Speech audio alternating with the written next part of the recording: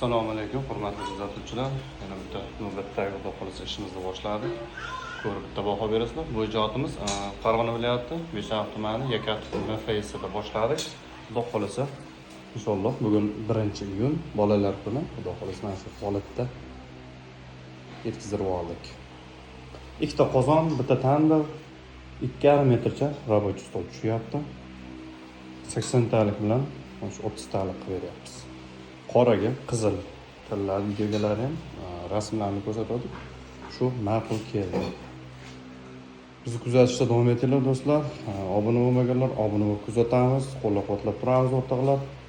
Like, kommentda ayamaymiz do'stlar. Xudo xolasa kimga shunaqa xizmatlar kerak bo'lsa, nima deydi?